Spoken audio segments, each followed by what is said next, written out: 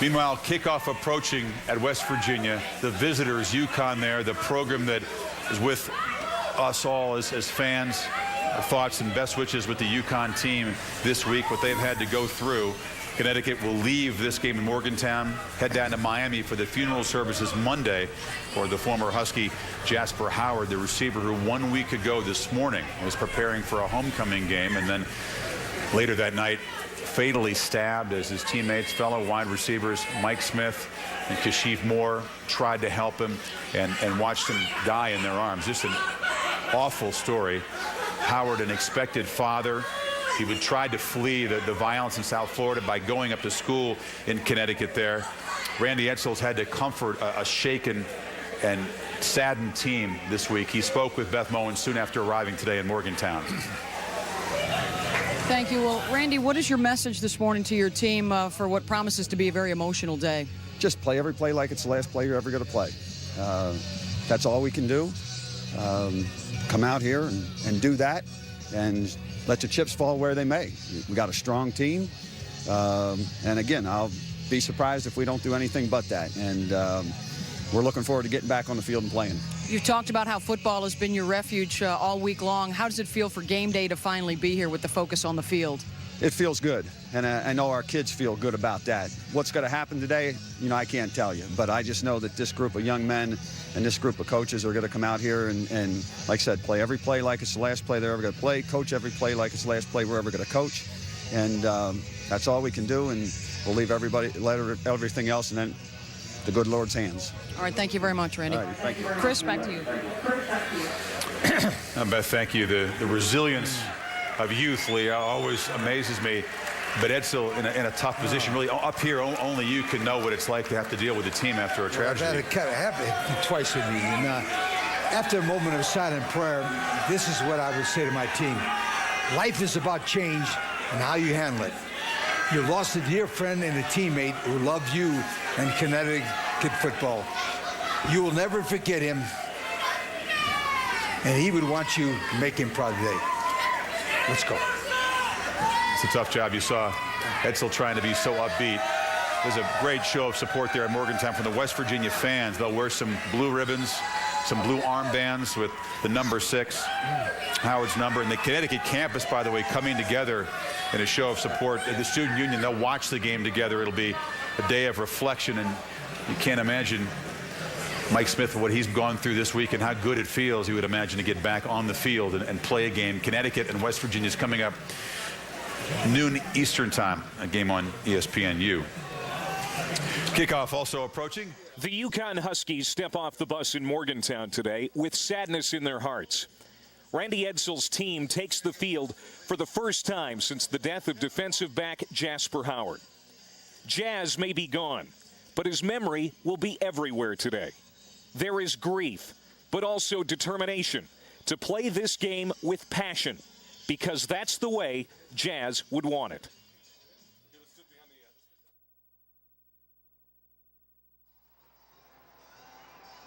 Welcome to ESPNU College Football. We're in Morgantown, West Virginia today for a Big East game between the Connecticut Huskies and the 23rd-ranked West Virginia Mountaineers.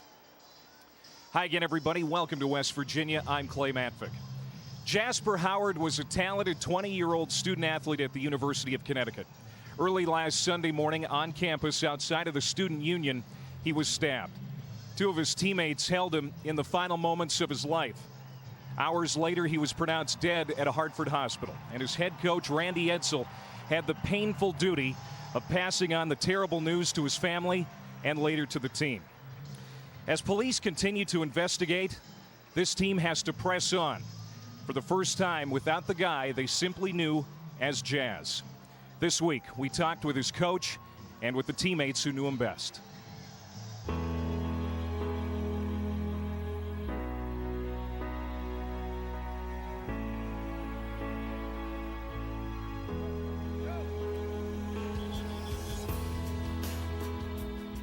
Life is precious. You never know when it could all end. Why Jazz? You know, he was too good of a person to be taken away from this earth this early.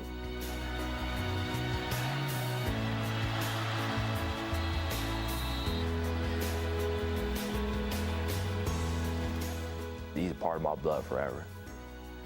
That's one person I'm never going to forget in my lifetime.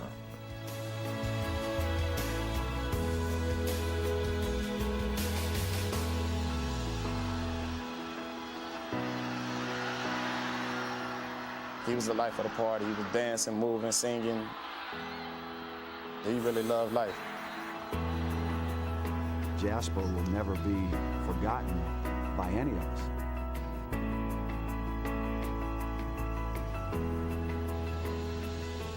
Let's bring in Beth Mowens. She has followed this story all week. Beth?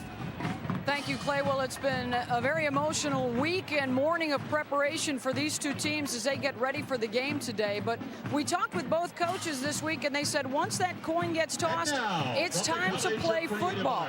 In fact, Howard's stepfather, Henry Williams, is the one that set the tone early in the week on Monday when he addressed the UConn team and the entire community and told them that the best way to pay tribute to Jasper was to play on and compete hard. In the locker room, met with all the players, and I really just, it just came over me. I just spoke to them, and told them, to make this season, the rest of this season, play it for Jazz, because they know the type of player he was. He loved football. He lived football. But play this season and play your heart out for Jazz, because he's going to be up there looking down, and that's going to satisfy him. That'll make him happy. And emotions running high for the West Virginia football team as well, as they are in front of their home crowd on homecoming weekend. And the Mountaineers are ready to take the field.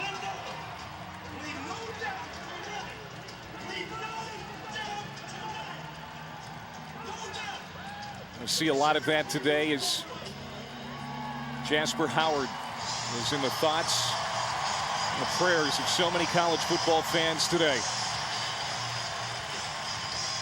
Yeah, it'll be interesting to see how those last week's activities and experiences translate to the game here this afternoon. Big game for both teams. West Virginia 5-1, undefeated in Big East play.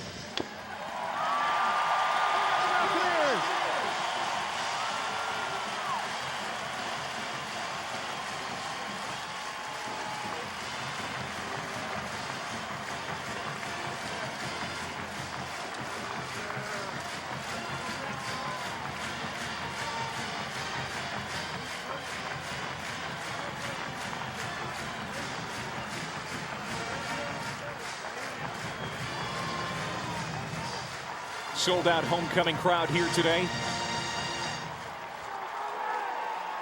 This school has been so gracious to the UConn Huskies.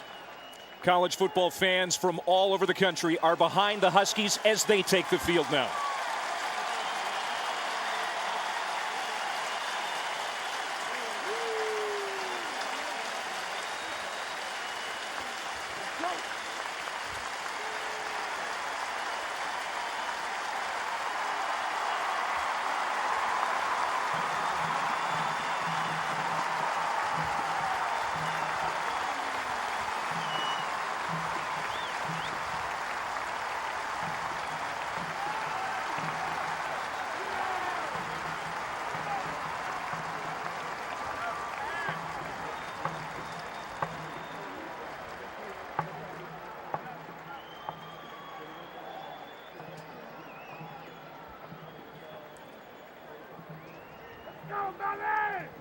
Now we join West Virginia public address announcer Travis Jones.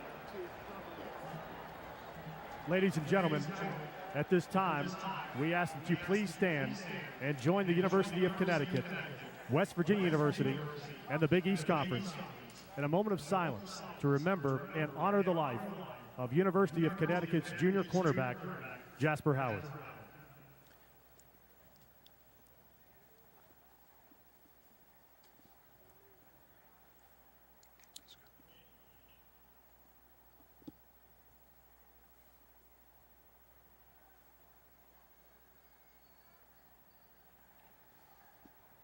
Thank you.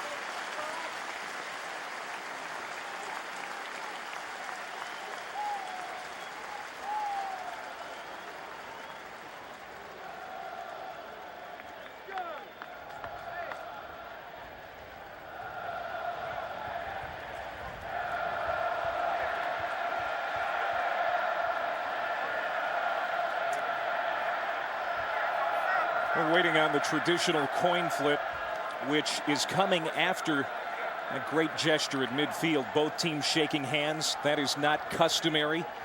That was offered up by West Virginia head coach Bill Stewart. And now the traditional coin flip.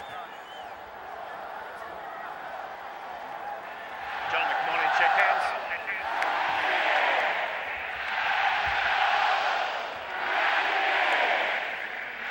This afternoon, West Virginia's in home in blue, visitors Connecticut in white. You did the talking for your team? Yes, sir. Okay. Which the American flag is heads, the Marine emblem is tails. What's your call? Tails. You're going to call tails the emblem of the Marines. It's a tails. You won the toss. Connecticut has won the toss. Like in the third of the second half. You want to receive the ball. Which way do you want to kick? Okay. Connecticut up here, West Virginia.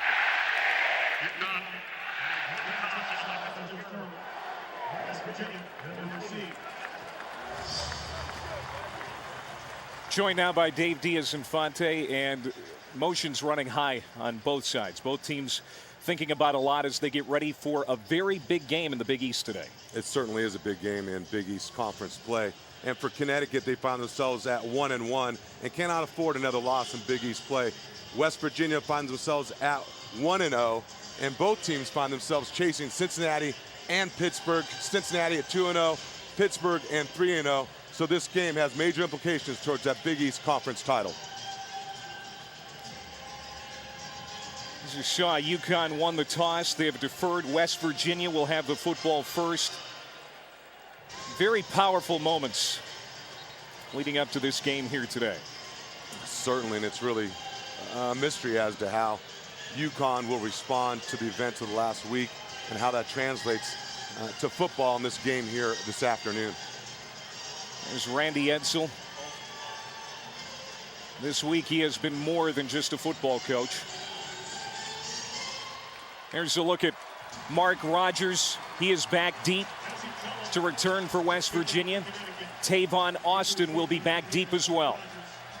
Desi Cullen will kick off, one of the 4 captains for this UConn team.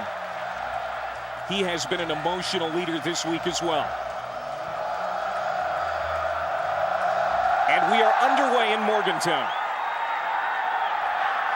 And it will be Tavon Austin from the 3. Good return. One man to beat. Tavon Austin. Touchdown, West Virginia.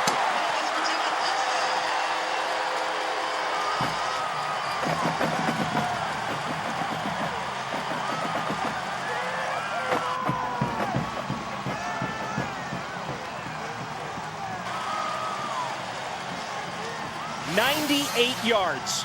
Tavon Austin, a freshman, they say he can catch like he can run like Divine, and he's a guy that's got big time speed. They're trying to find different ways to get him the football.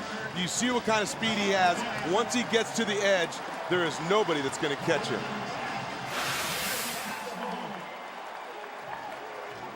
"14 seconds into this game, West Virginia has gone in front. Tyler Bittenkurt on for the extra point. And it's 7-0 West Virginia.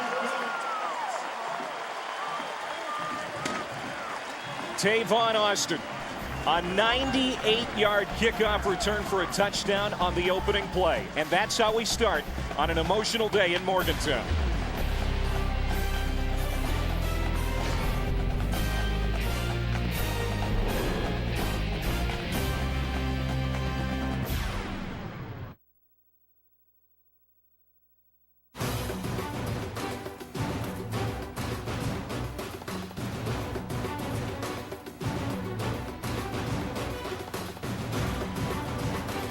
The Hall of Traditions here at West Virginia, and a great start for the Mountaineers as they take the early lead 7-0 on a 98-yard opening kickoff return by Tavon Austin. The longest kickoff return for a touchdown by a West Virginia player since 2001. What a start to this one.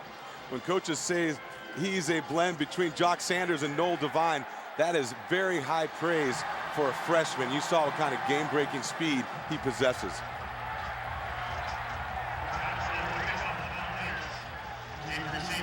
This is the 6th meeting between Connecticut and West Virginia. The Mountaineers lead this all-time series 5-0. And UConn already in a situation where they're going to have to come from behind. Josh Leiter set to kick off now for West Virginia. Jordan Todman and Robbie Fry back deep for the Huskies. Fry is a dangerous return man himself. And this kick is short. It will be Fry. He fields it on the run at about the 15. Takes a hit, still on his feet across the 30. And down at the 33-yard line, an 18-yard return for Robbie Fry. And we'll get our first look at the UConn offense. The Huskies 4-2, 1-1 in the Big East. They easily could be 6-0. They had late leads on both North Carolina and Pittsburgh. And Cody Endress is the quarterback. Zach Frazier won the starting job in camp, but hurt his knee in week 2, and it's been Endress ever since. And Endress is a guy they feel is really starting to play well, especially the last few weeks. Little flea flicker on the opening play. Dixon back to Endress, going up top.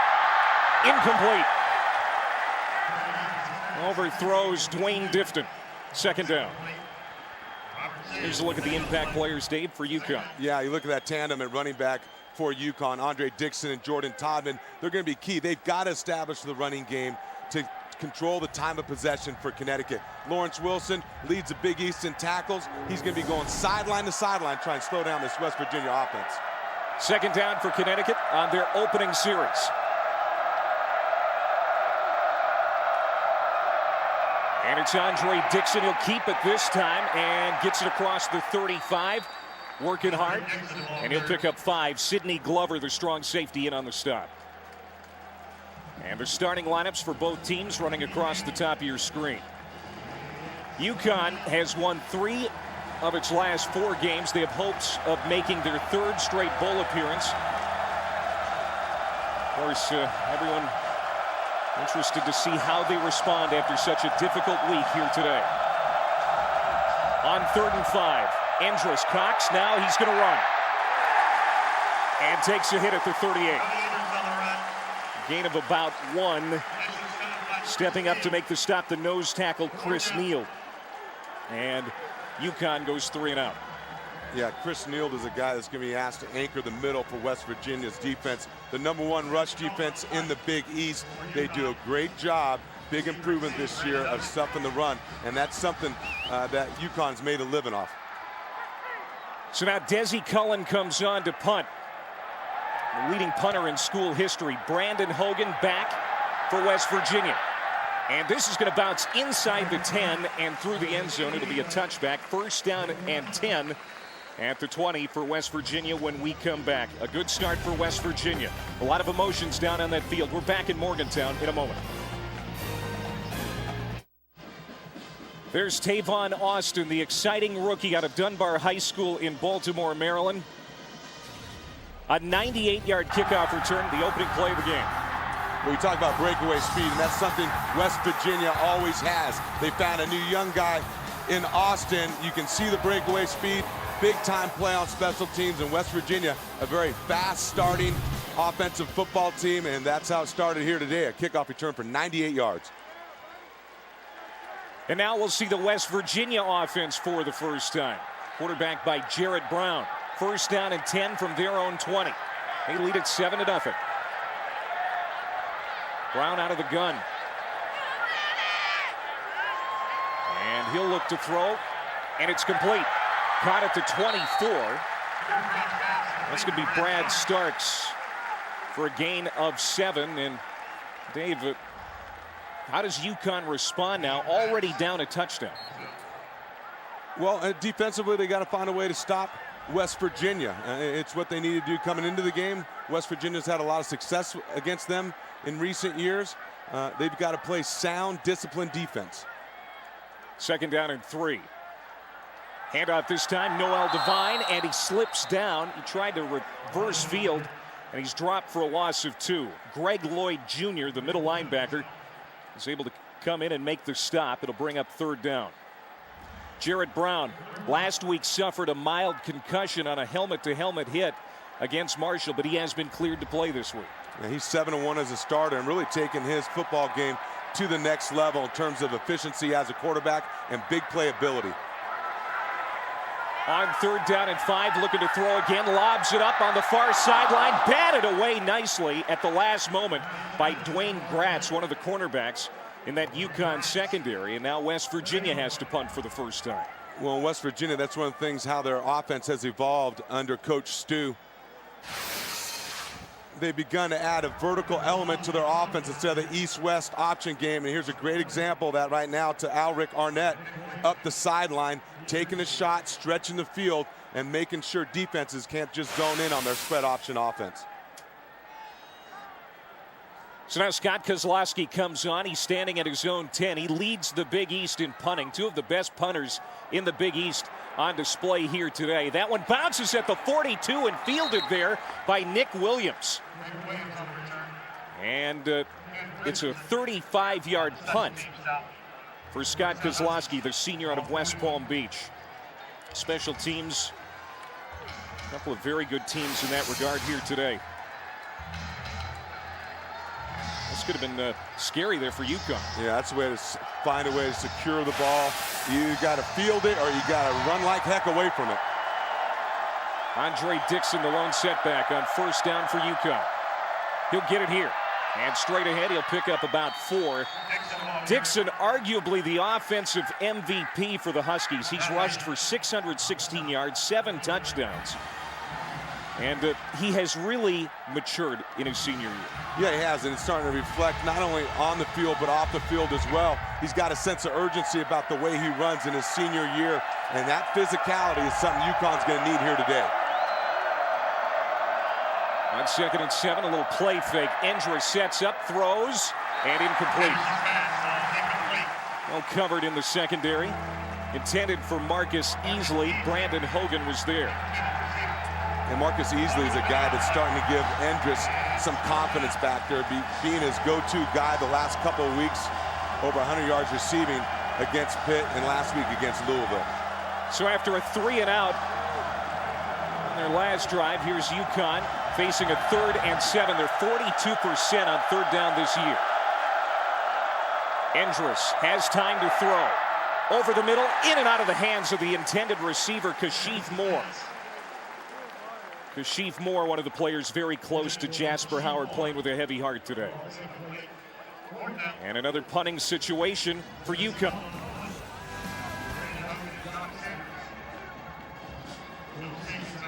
And coming back out is Cullen. And that's a time right there. UConn had a chance to convert. Couldn't quite get it done. Cullen's first punt, 61 yards. Fair catch called for here at the 19 by Brandon Hogan. This time a 37-yard boot, and West Virginia will get it back. They lead it 7-0. We'll see if UConn can regroup on what is a tough day all around for that team.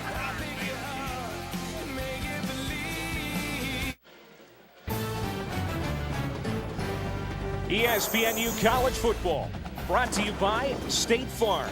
To us, nothing's more important than being there.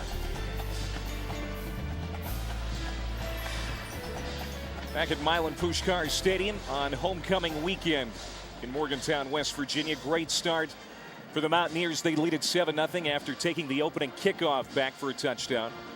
Everyone remembering Jasper Howard, lost his life early last Sunday morning.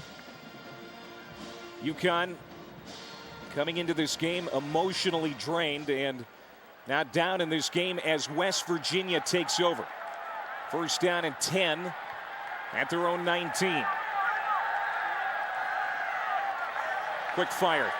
Brown to Jock Sanders, his first touch of the day. And he is going to be dropped for a loss of 1. Let's take a look at the West Virginia impact players. Well, it all starts with number 7 and number 9. It's a game of catch me if you can with Noel Devine and Jock Sanders. They account for a majority of the offense of West Virginia. Then defensively, it's Chris Neal, the nose guard, that's going to have to hold up against that UConn running game, making sure he demands double teams. 2nd down and 11. The give to Noel Devine. tries to swing it to the near side. No gain. Well covered. There's Lawrence Wilson. The weak side linebacker leads the Big East in tackles. Yeah, with 66 tackles and 34 solo. And Lawrence Wilson and that UConn defense, one thing they got to do here this afternoon is be great tacklers, because if you miss a tackle against Jock Sanders or Noel Devine, they have the ability to take it to the house at any moment. So now 3rd down and 12. The starting lineups rolling across the top of your screen.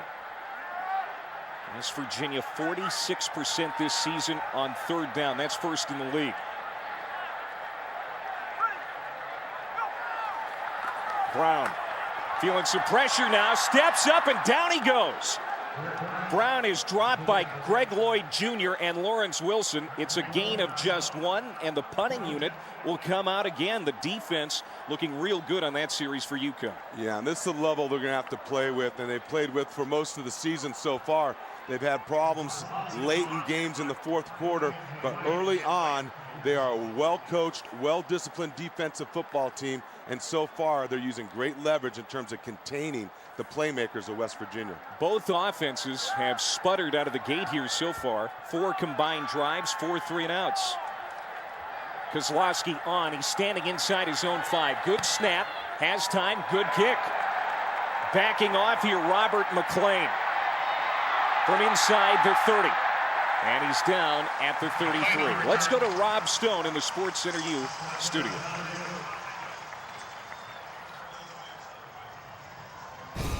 All right, we stay in the Big East. Number 20, Pittsburgh on the board first versus USF. Bill Stoll. Short little pass to Mike Cruz. Wrapped up an 11-play, 80-yard drive over 6 minutes and 10 seconds. 7-0 Panthers.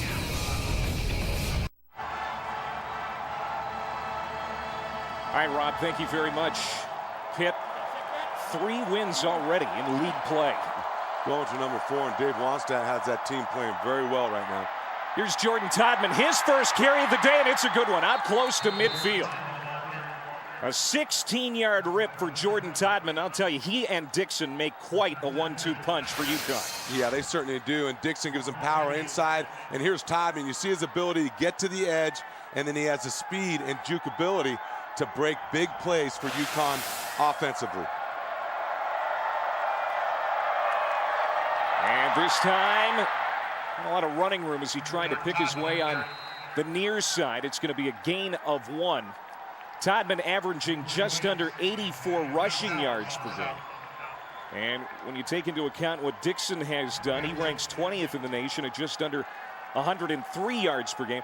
Losing Donald Brown, because he went on to the NFL, they haven't lost much. No, they haven't, because they've got 2 different guys that play different roles in their offense, and they believe in running the football. On 2nd and 8, play action pass thrown out to the right side, caught by Anthony Sherman. The fullback stays on his feet. He is going to be short of the first down marker. Brandon Hogan has been busy already today, brings him down. It's a gain of 5. Anthony Sherman, a fullback. Fullbacks are kind of like offensive guards in the backfield, and Sherman kind of does, I don't know what kind of move that was, but it was very effective in slow-mo, but he picked up some big yardage to make a more manageable 3rd down for UConn. Randy Edsall going for it on 3rd down and 3.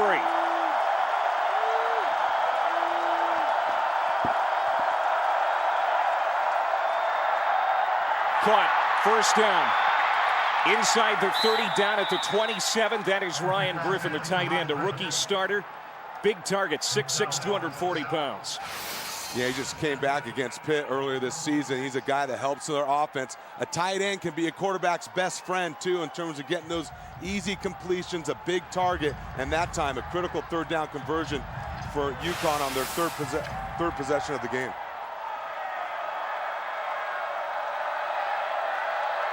First down from the 26. They go back to the ground. And it's Todman again. He'll pick up 2. This is an important series for UConn, especially after taking that punch in the mouth right on the opening play of the game.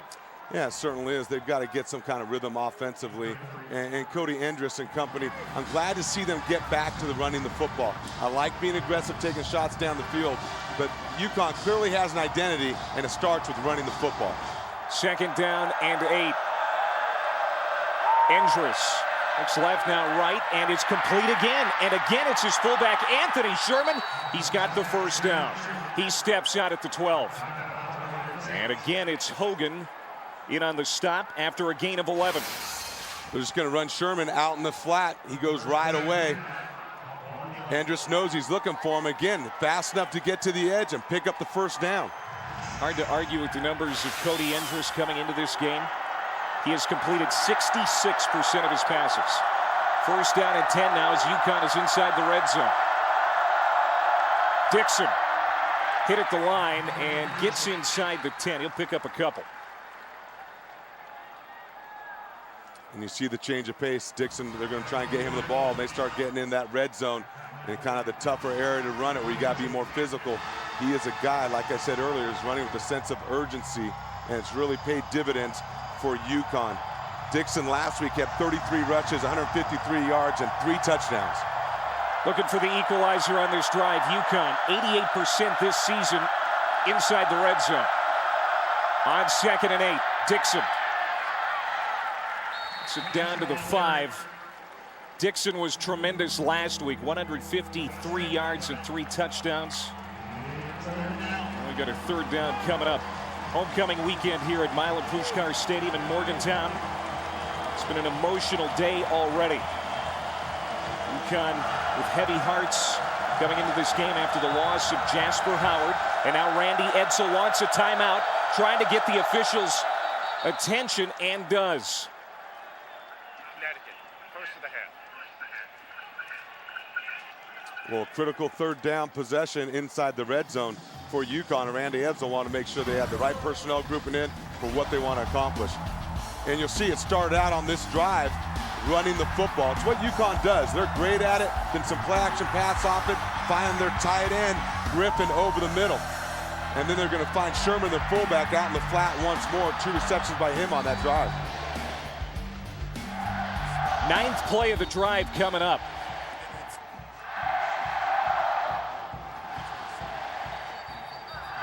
This drive started at their own 33. Cody Andrus also started the West Virginia game last year in East Hartford. He was picked off 3 times. Really excited to have a better day here today. And West Virginia is the 3rd-ranked red zone defense in the Big East. 3rd down and 4. They fake the reverse. To the end zone, touchdown. Jordan Todman from 5 yards out.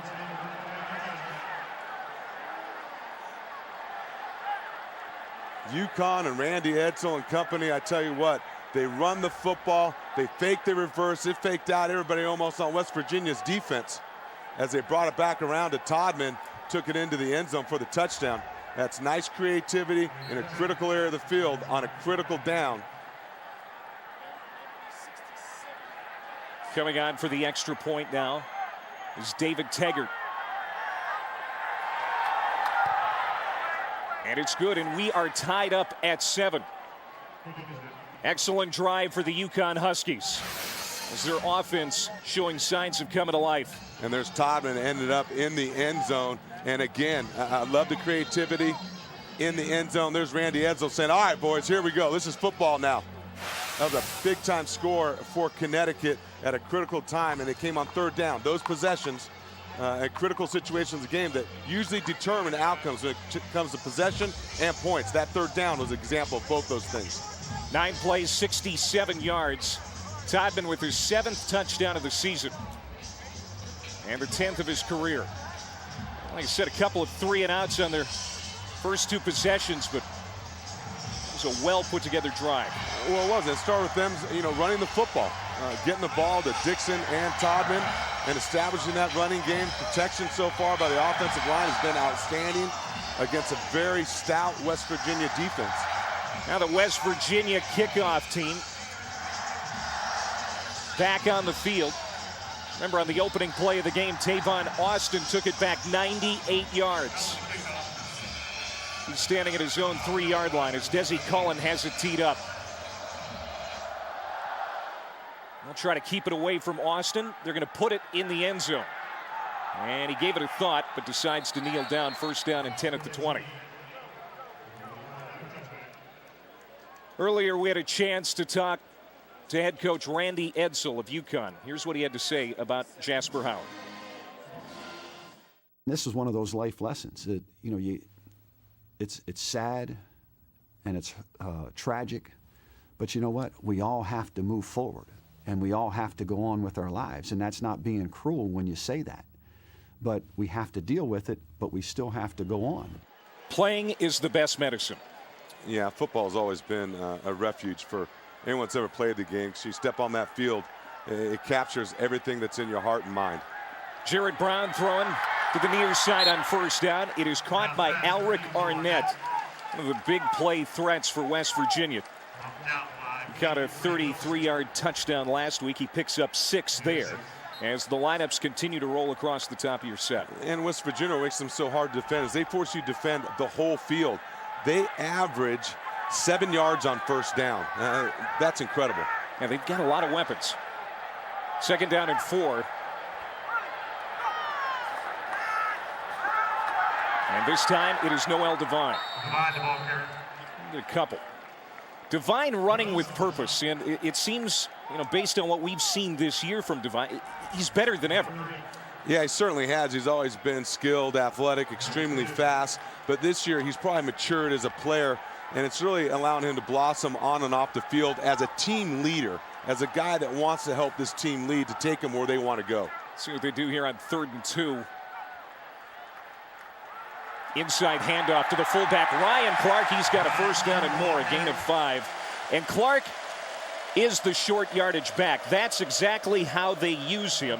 And he is the real reason that they have been so good on 3rd down this year. He has an area of concern from last season, and that's what happens when you're kind of an east to west football team sometimes, is what do you do in 3rd and 2, 3rd and short situations when you need to punch the ball in a vertical manner? That was the first down today for the Mountaineers. Devine to the left of Brown. He'll throw it over the middle, and it's complete. Caught by Jock Sanders. And speaking of guys having good years, Jock Sanders maybe having his best season yet. He leads the team and the Big East with 46 catches now for well over 400 yards. And they use him in so many different ways as a wide receiver in the slot, on reverses, bubble screens, anywhere where they get him the ball in space because he's so dangerous. Tavon Austin back on the field now. He'll go in motion. A couple of quick first downs. Now Brown throwing on first down here. Hit as he throws, and it's incomplete. Boy, he took a shot from Jesse Joseph, the defensive end, a savvy rookie who is having a big year. Well, it starts with coverage in the secondary. Look, good protection. He pumps one way. But look, coverage downfield. He's trying to go back to the other side of the field, and there comes Jesse Joseph around the corner to make the sack. You know, he is doing well for a team that lost 2 defensive ends to the NFL, getting a lot from a true freshman. Second down and 10. Brown rolling out, pressured, throws on the run, and what a hit! Robert Vaughn, free safety, all Big East, really threw his body around on that play. That time Connecticut brings pressure. They're not a big pressure team, but they bring it, they force Brown out of the pocket, and what do? They back it up with coverage and a big-time hit by Robert Vaughn. That's putting it right on the lips. Allow me to introduce myself. I love it. Ryan Clark's going to be feeling that one for a while. It's another 3rd down conversion attempt. West Virginia 1 of 3 today.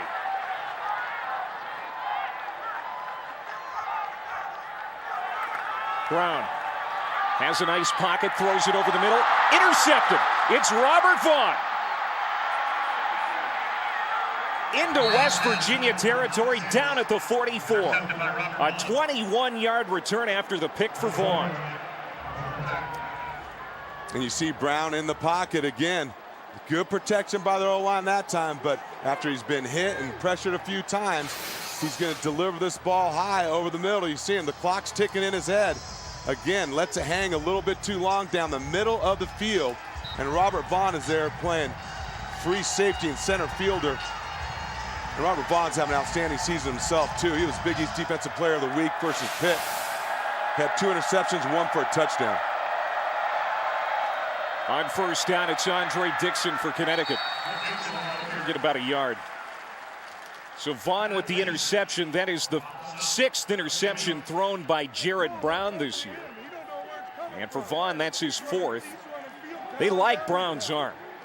And they like him as an athlete. Just made a bad decision there. Yeah, he hasn't made too many of them this year. He's really been very efficient at that position. But it's Vaughn making a play over the middle, reading his eyes.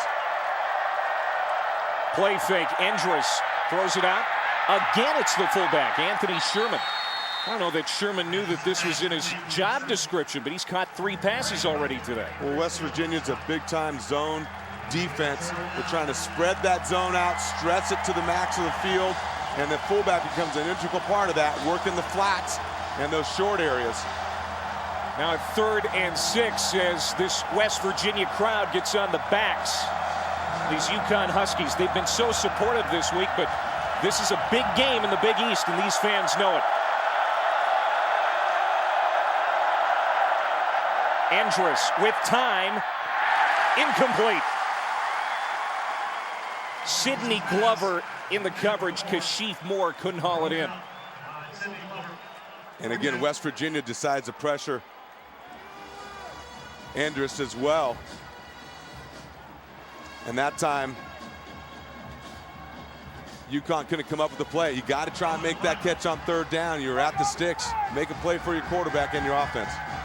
Here's Desi Cullen on. He'll punt from his own 48. Brandon Hogan calling for the fair catch at the 10. And that's where the Mountaineers will have it, a 30-yard kick for Cullen. Turnovers have been a real problem this year for West Virginia. That was their 18th turnover, that interception thrown by Jared Brown, but UConn can't capitalize. Yeah, and that's not so much a forcing the turnovers. What do you do with it? And again, 3rd down, a critical situation. Extend the possession, get yourself down in position to score some points off it. There's Cody Endress talking with his offensive line and his receivers. So now Jared Brown, after waiting patiently behind Pat White the last 3 seasons, he's the starter for the Mountaineers. Play clock down to 7. Turns, hands off. This is Noel Devine. And he is yet to get loose, but you know it's only a matter of time. Well, so far this UConn defense, I tell you what, they're squeezing everything from the outside in, playing with the right leverage, in the right gaps, right responsibility, and kind of forming a net around these 2 dynamic players for West Virginia. Devine so far 4 carries, just 1 yard. They're keeping him bottled up. On 2nd down and 9, it's Devine again. This time stays on his feet. Good little burst after the initial hit. He's built low to the ground, 5'8", 176. Yeah, great feet, great balance, and this time UConn there to make the play. Lloyd ducks his head right at contact. Boy, you've got to see what you hit, wrap up, because if you miss Noel Devine too many times, you're going to pay the price. 3rd down and 4. 1 of 4 today on 3rd down. Out of the gun, Brown feeling the heat, gets away, and he's going to take it himself. 1st down and more. Down at the 42. Jared Brown does not run by design very often, but when he has to run, he's very good at it. That's a gain of 24. You saw his ability to avoid the rush because Lindsey Witten comes off the corner. He's got a free shot at him, lets him break to contain. And Jared Brown, he is a big, strong athlete. Not too many designed runs coming into the game, only had a 50 rushing attempts. Probably 1 or 2 have been called plays. So when things break down the field, he's not afraid to tuck it and run.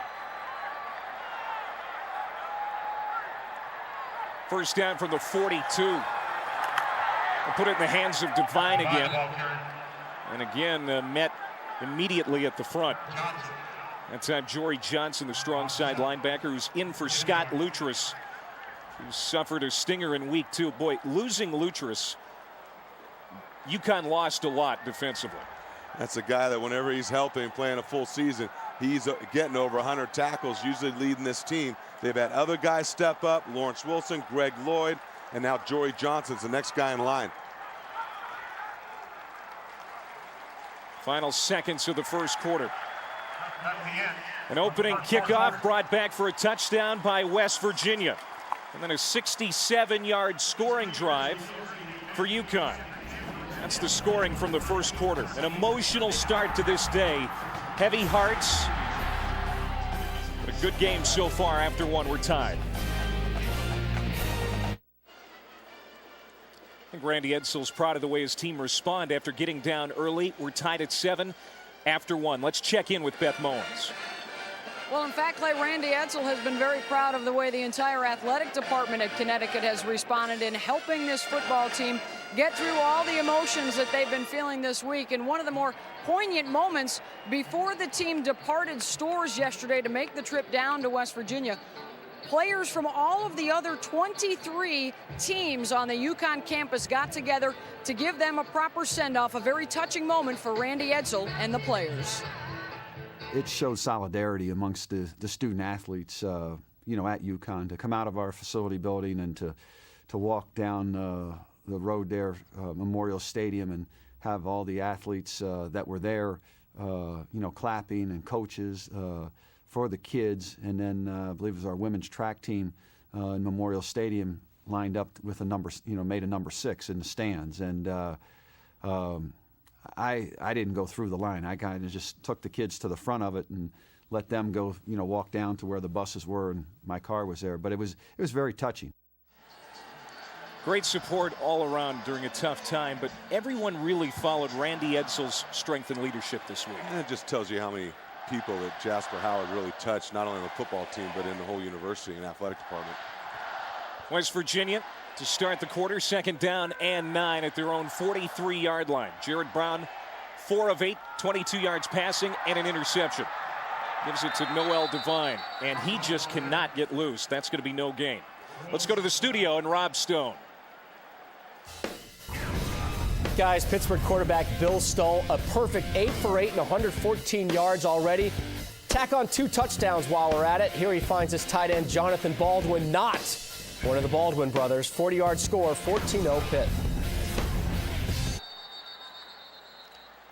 So Pittsburgh trying to remain undefeated. Out to a 3-0 start in Big East play. They get a timeout on the field called by Connecticut. And we're going to step aside as well. A 3rd down and 9 coming up for West Virginia. Tied at 7 early on here in the second quarter.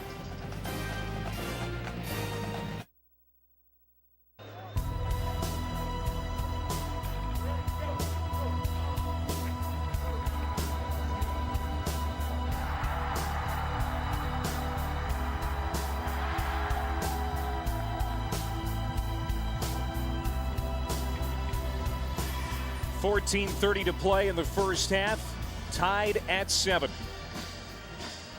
First quarter storylines.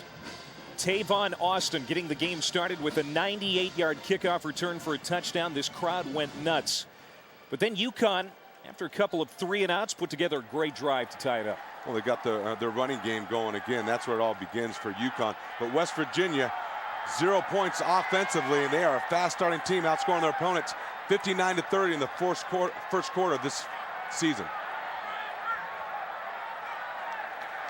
3rd down and 9. Brown under pressure, gets away, lost the football. Bounces back into his hands, and he steps out of bounds, well short of the first down. It's been a problem at times for Jared Brown this year, but well, the problem starts with Lawrence Wilson blitzing right up the middle. Noel Devine misses him, but look how strong Jared Brown is to shake that off. Boy, you got to secure that football when you're scrambling with it. UConn defense is on the attack early. Already 1 turnover for the Mountaineers today, nearly a second. Williams and McLean back deep to return this kick. This will be the 3rd punt today for Scott Kozlowski. Standing at his own 28. Good punt. And another fair catch called for by McLean at the 12. A 44-yard punt. Jeff Hathaway, the UConn athletic director, joins us when we come back in Morgantown.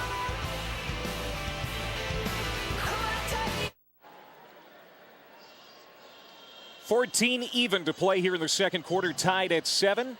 Beth Moen's down on the field with a special guest. Thank you very much, Clay. I'm with UConn Athletic Director Jeff Hathaway. And Jeff, certainly an unlikely set of circumstances that you have had to deal with at UConn this week. What has impressed you about the way that your entire athletic department has really rallied around each other? Well, I think the thing that I'm most proud about, Beth, is how our university community has come together, how quickly and how strongly we've all embraced this situation. And within the division of athletics, our coaches and student athletes have just been fantastic in reaching out to our football students, our coaches, and helping them work through this. Can you speak particularly to the job that Randy Edsel has done and really being at the forefront all week?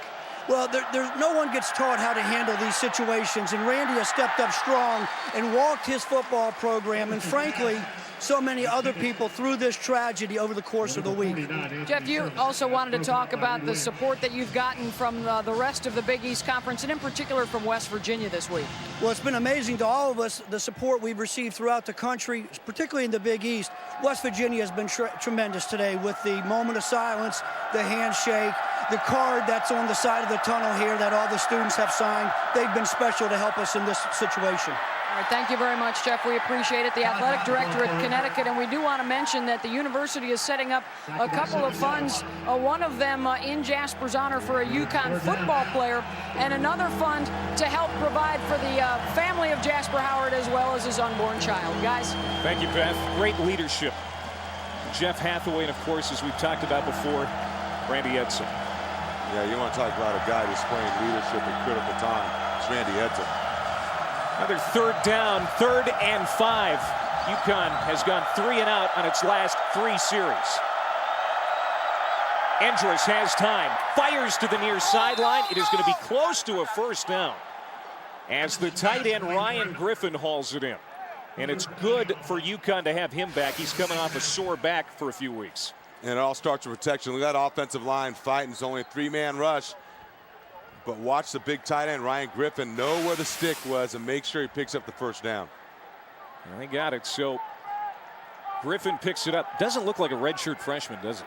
No, he's a good-looking tight end. 6'6", 250 pounds. Go back to the ground game. That's Jordan Todman. We have seen an equal amount of Todman and Dixon so far today, and that's pretty much the game plan for the UConn Huskies. Yeah, they go with whatever guy has a hot hand, or they like Dixon to pound it inside and Todman to try and get to the perimeter. We lost Donald Brown, first-round pick of the Indianapolis Colts, of course, led the nation in rushing last year.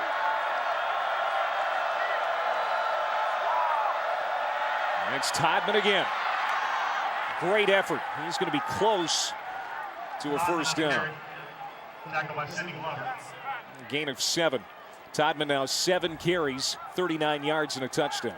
Well, Todman may be the guy they like to use on the perimeter and only 190 pounds. But you saw his tenacity in terms of running up the middle, little lead draw, and he fought and clawed his way to almost the first down marker. So Todman comes out, Dixon comes back in, and man down, Anthony Sherman, the fullback who has been involved a lot in the passing game for UConn so far. Let's get an update on that South Florida Pitt game with Rob Stone. Bill Stoll with 2 touchdown passes for Pittsburgh, 14-0, but the Bulls come back. An 8-play, 80-yard drive capped by Mike Ford's 3-yard run on his first touch of the day. It's now a 7-point affair just north of you guys in Pittsburgh. We're still taking care of Anthony Sherman on the field. We're in Morgantown, West Virginia. Homecoming weekend for the Mountaineers. We're tied at 7 with 12 minutes to go here in the second quarter. Alongside Dave Diaz-Infante, former Denver Bronco, I'm Clay Matvick.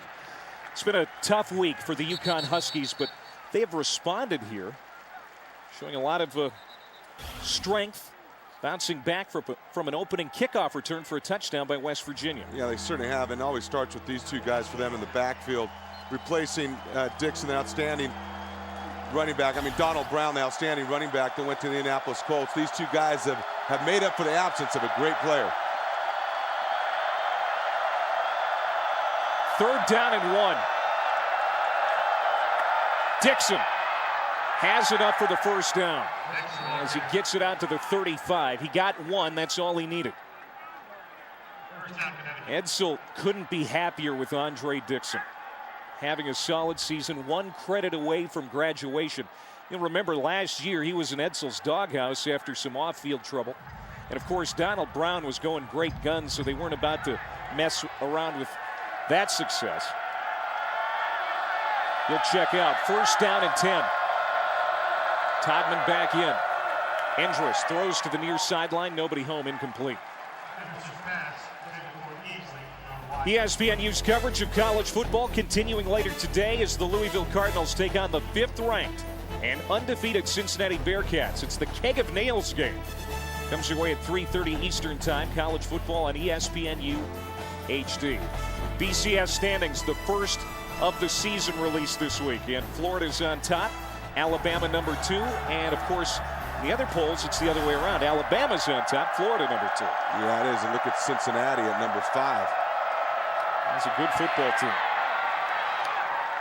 Not close to the 40. It's Jordan Todman. And we have heard that Tony Pike will not play in that game today for the Bearcats. Yeah, he won't be down, but I tell you what, last year Cincinnati wins the Big East with 5 different quarterbacks. Yeah. So Brian Kelly has a way of having guys behind him, and their defense has played outstanding, especially after replacing all the starters that they lost from a year ago. This is already the 8th attempt at a 3rd down conversion today for UConn. 3rd down and 6.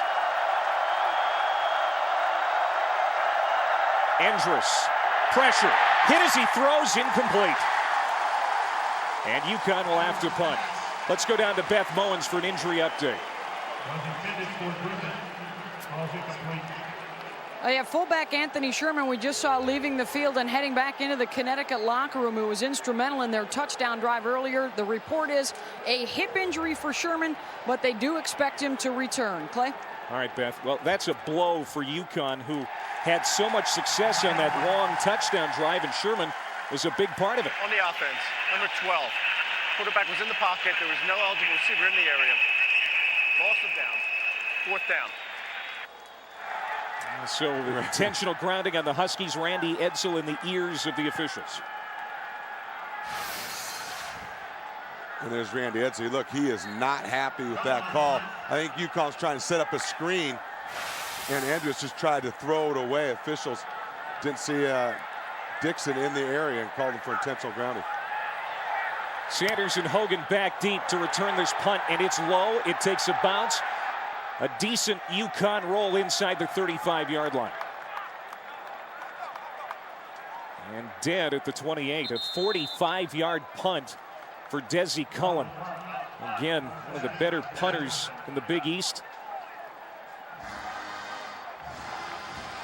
Let's look at this UConn defense today and talk about it. I mean, they are impressive. They have been good again this week so far. Yeah, they pressured more than they typically do, making sure Jarrett Brown feels bodies around him at all times. And there's Vaughn being a ball hawk down the middle of the field. Offensively, they weren't able to turn that into points.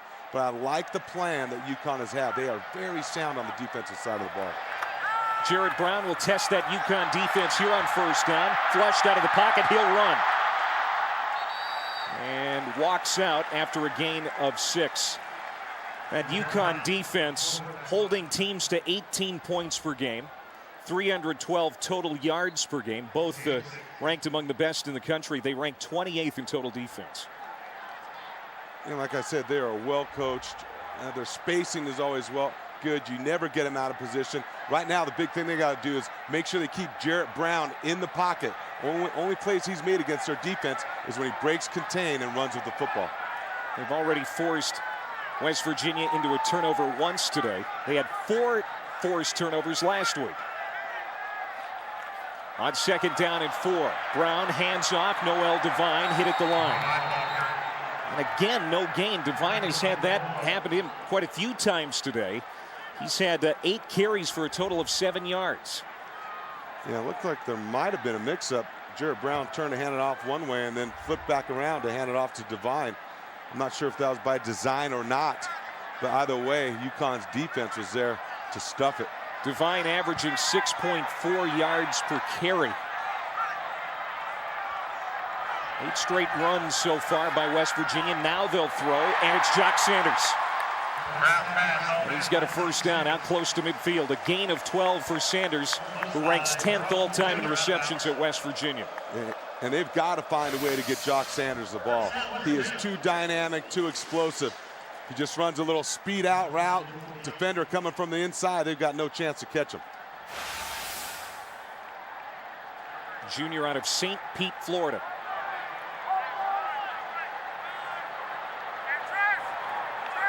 West Virginia moving the football now at their own 48. On first down, it's Devine again, and again hit in the backfield. That time shooting in from the strong side linebacking post. Jory Johnson, a loss of 4. And Jory Johnson filling in for Scott Lutras. He's a guy, look at the penetration in the backfield. That's how you take on a fullback. You explode through him into the running back. That's how it's done. That's playing a tenacious, aggressive run responsibility. Again, Edsel will not play Lutras until he's 100% healthy, and you can see why he's not worried about it, because Johnson handling the job just fine. Second down and 14. Brown throws, caught at the 45, but hit immediately. Alric Arnett. As Greg Lloyd wraps him up, a gain of just 2. We talked about one of the keys for this UConn defense was great tackling. So far, they're doing just that. The only guy that's caused them any problems at all was Jarrett Brown in the pocket when they lose contain and his ability to get around outside. Defensive head coach Hank Hughes said this week, you know, we got to take time to mourn Jazz, one of our defensive brothers, but if we can play well, that's the best way to celebrate him, and so far they have. Third down at 14.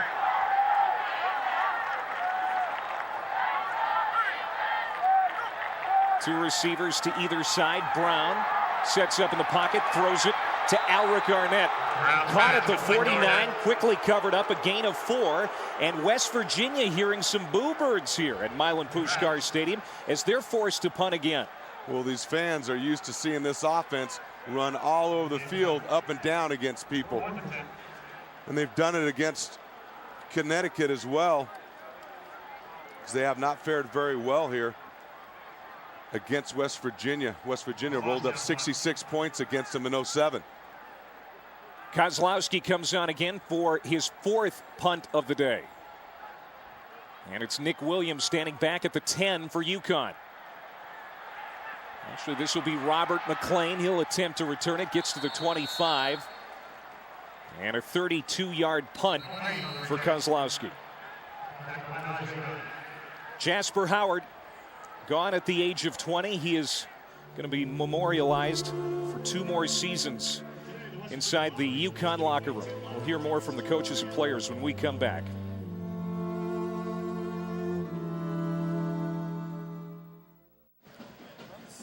Both teams wearing Jasper Howard decals on their helmets today. We're tied at 7, 6:31 to go here in the second quarter. Let's hear more from head coach Randy Edsel. Everybody's affected because of the type of young man that he was and the personality that he had and what he was making of his life. That's the thing that's sad. Where he came from and the strides that he made, you know, as a person, as a student, and as an athlete, to know that the direction he was going and some of the things that he would have been able to accomplish if he was still here with us. That's the sad part of it. But as we try to tell our kids, nothing in life is guaranteed, and life is precious. Not playing this game was not even discussed by officials from both schools this week. Edsel said that Jazz would want us to play. Yeah, sometimes that's the best medicine. First down at 10 for UConn. 6.5 to go first half. Tied at 7. Endress, a little play fake. It's caught by Dwayne Difton. Nice initial move, but good pursuit by the defense. And it's a gain of 2. Let's go down to Beth. Well, guys, among the tributes paid around the country to Howard is by his former high school teammate Chris Chancellor, who's a standout defensive back for Clemson. Chancellor will be wearing the number 6 jersey to honor the man he played with for a couple of seasons down at Miami Edison High. I talked to him this week, and he remembered his friend as energetic and outgoing and always quick with a smile. His game today at Clemson will be down in Miami, where they both played their last team together as high schoolers. Clay? Thank you, Beth. And here's a first down for UConn, Kashif Moore. And that's a gain of 32 as UConn moves into West Virginia territory.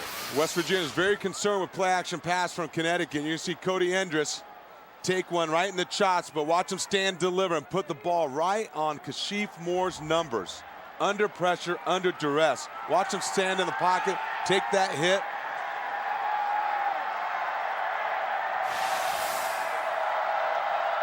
A first down and 10. That was the longest play of the day for UConn so far. We'll go back to Jordan Todman, and he'll pick up just 2. Dave, there was some questions about whether Kashif Moore would even play today. He was with Jasper the night of the incident on campus last Sunday, and what a lot of strength and determination he is showing today. Yeah, he certainly has, just to be on the field, and this whole team has. But I think it's like Coach Edsel said, it's their way of paying tribute to Jazz by playing with great heart, great passion, just like he played the game. Second down and 8. Endress has time. It's complete. That is Marcus Easley, gets away from a tackler, and he's inside the 15. What an effort from Marcus Easley, a former walk-on who has had back-to-back 100-yard receiving games. Give him 24 there. And Marcus Easley kind of rediscovering himself as a senior. You see he's a long-legged, kind of rangy, big target for Endress, and he's really become his go-to guy the last couple of weeks. Look at that, breaking a tackle, making a play. Love it. First Husky to have back-to-back 100-yard games since 1999. Here's Andre Dixon. He'll hop inside the 10-yard line. Gain of 2, so UConn knocking on the door here with 4:10 to play in the first half. Find themselves down inside the 10-yard line. This is where a physical football team knows how to get it done. You know, going to line up. They got Dixon in the game. The play-action pass is very convincing because how they run the football in this area of the field where you can utilize all those things at your disposal. Crowd comes alive again here on second down and 8. See what Connecticut has done inside the red zone. Endress trying to fire out to the flat, again intended for Easley, incomplete, but a penalty flag down, and we haven't had too many of those today. Yeah, it's been a pretty clean game penalty-wise so far.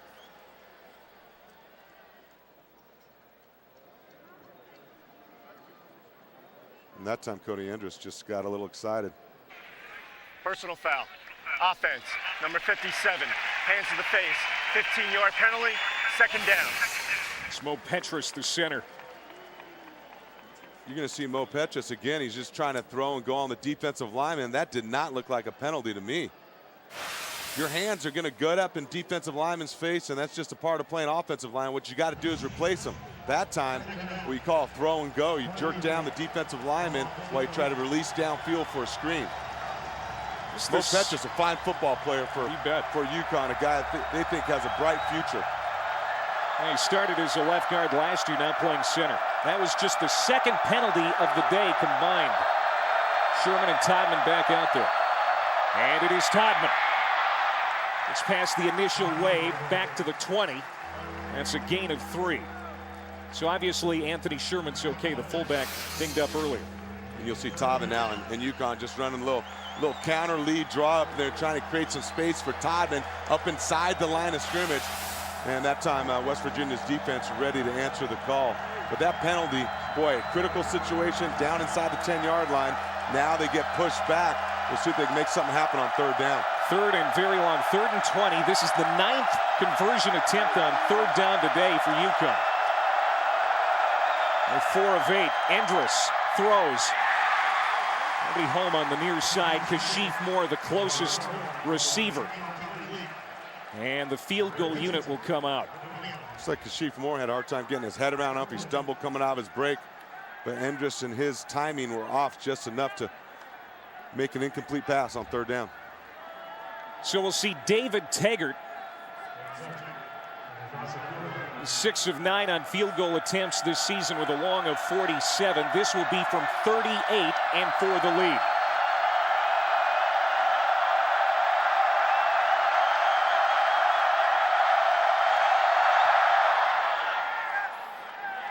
It's good, and UConn goes in front for the first time today. Let's check in with Rob Stone in the studio. Guys, we don't mess around with field goals. We're all touchdowns between USF and Pittsburgh. How about for Pitt? 3 drives, 3 TDs. Dion Lewis, his Big East leading 11th touchdown of the year. Panthers up 21-7.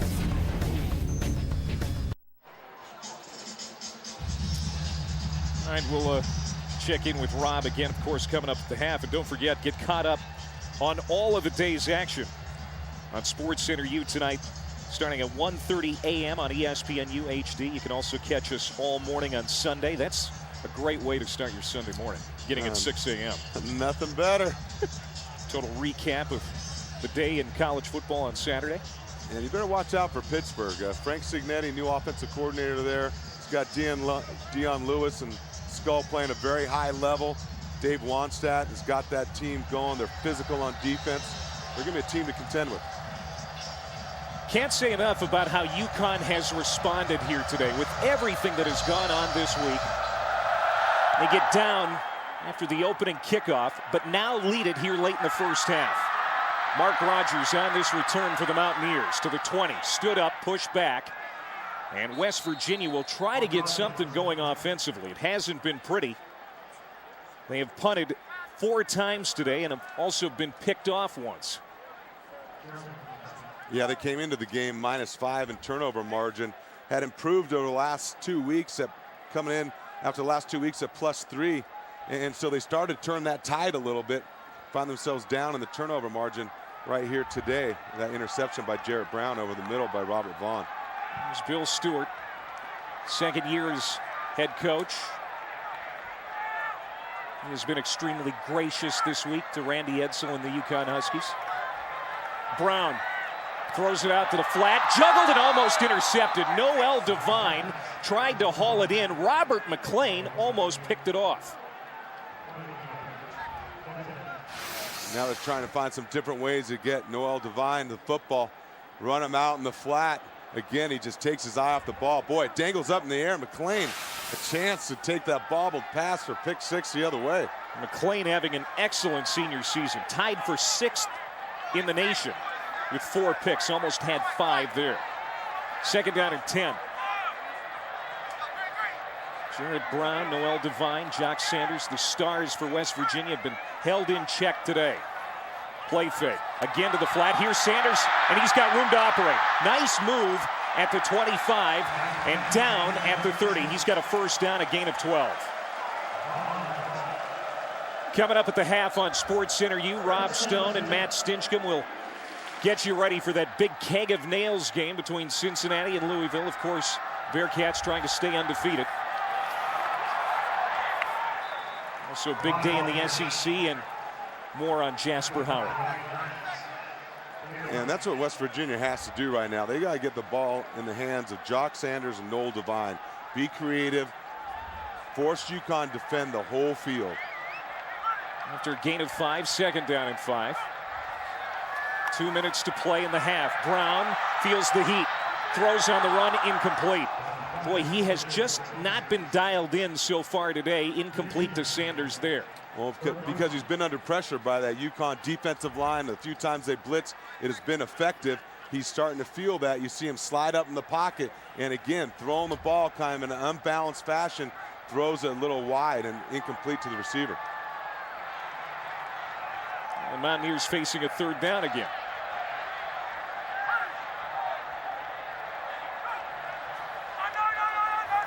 Here comes the heat again. Brown steps out of a tackle. Lobs it up, has a man, caught at the 45. Elric Arnett. Boy, that's not how you draw it up, but Bill Stewart will take it right now. A gain of 23, and West Virginia keeps this drive alive. Again, UConn brings pressure, and this is the third, maybe the 4th time that they miss a clean sack on Jarrett Brown. 2 guys miss him. He extends the play with his legs and finds a way to just kind of drop it to Elric Arnett. Brown, of course, did not play most of last week. He left after the opening series, suffered a mild concussion. He's been slow in getting started today. Please put 1-4-6 on the clock. They'll add 3 seconds to the clock. Jarrett Brown does have an excellent arm, and that takes a lot of arm strength to do what he did right there, to throw it on the run off balance. Yeah, off balance and some touch to kind of just dink it in there. A first down for West Virginia from the 42 of UConn. Brown, and that should have been caught by Sanders. Talked earlier about how Sanders was having such a great season up till today, and he's been very quiet, and that was all on him. Well, that time West Virginia offensive coordinator Jeff Mullen again trying to quicken up the throw.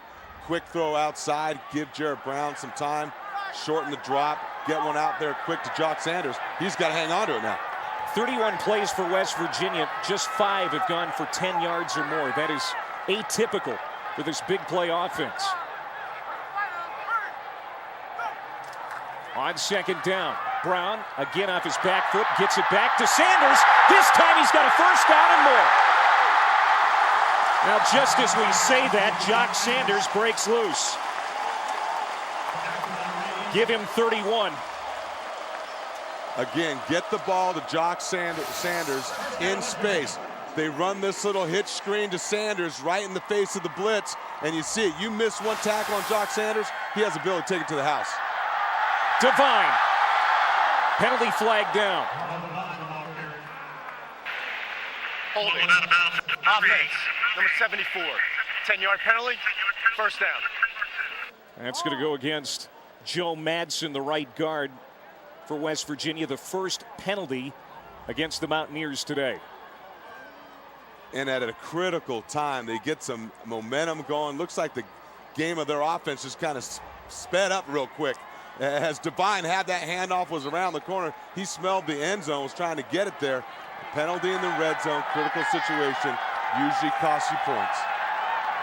The offensive line replacing 4 starters from last year for West Virginia. So now first down and 20 to the flat. Devine has it inside the 10, driven out by Bleedy Ray Wilson.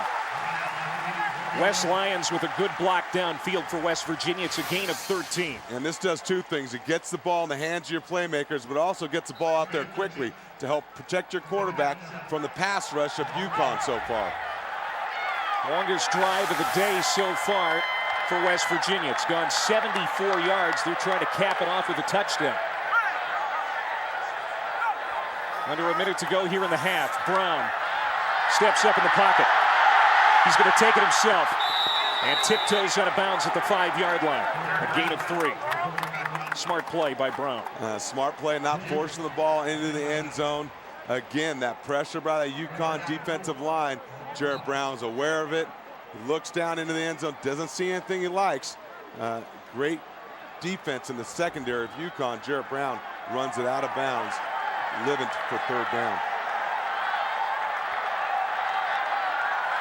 They can pick up the first down at the 1-yard line. 3rd and 4. Long snap count. Brown out of the gun. Again, feeling the pressure. Steps away to the end zone. Touchdown.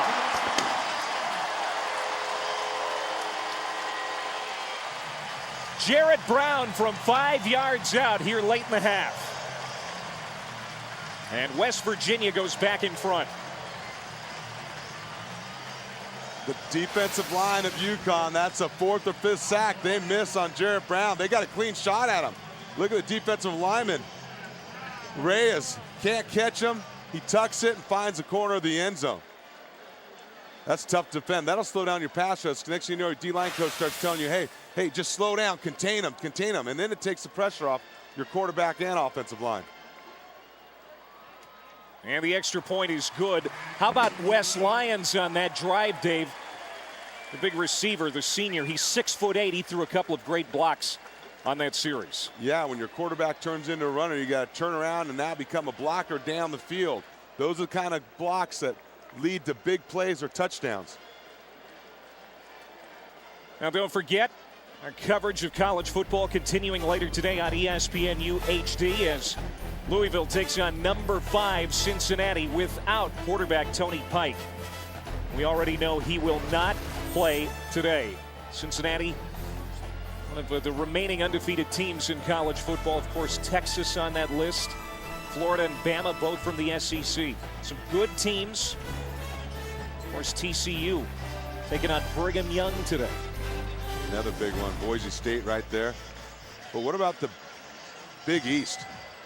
3 teams in the top 25 of the BCS standings.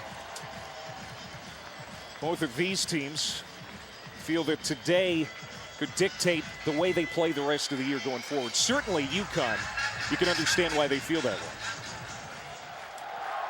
Low line drive kick that's going to roll.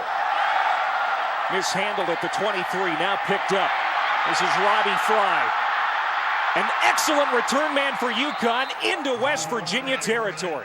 Second in the Big East in kickoff return average. He gets 33 on that bringback.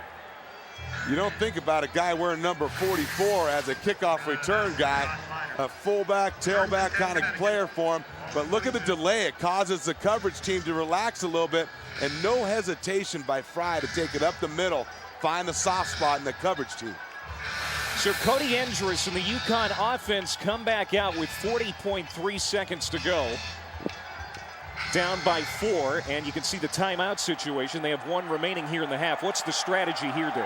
Try to get the ball down the field, work the edges, know how many timeouts you have left, and try to get some points before the half. Endress, it's complete.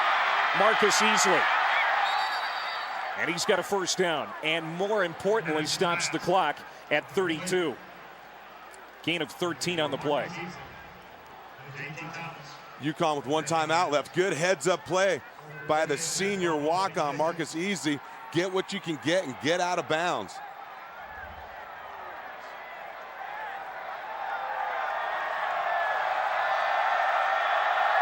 Todman to the right of Endress. And he'll get it. Swings it around on the left side. Good blocking in front of him. He's close to another first down. And again, stops the clock with 27 seconds to go. A gain of 9. Yeah, it looked like Todman had a chance to take it up inside. But again, heads-up play. I don't know if I get inside to the end zone. Let me work to get to out of bounds and stop the clock. Taggart, the field goal kicker, already has a successful field goal attempt today, but UConn thinking 6 here with 27 seconds to go. Number 17 of West Virginia. Second down and 1. Endress, plenty of time, it's complete. Caught by Kashif Moore, touchdown UConn!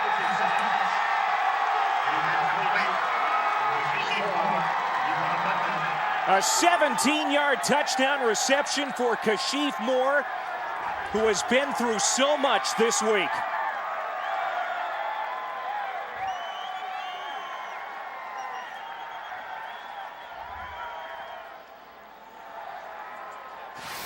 You talk about effort. Look at Cody Endress, too. He knows he's got Kashif Moore, comes back over the middle. Hey, you've got to score, get down. Look at the effort. Look at him sell out for his team, for Jazz, and find a way of getting in the end zone.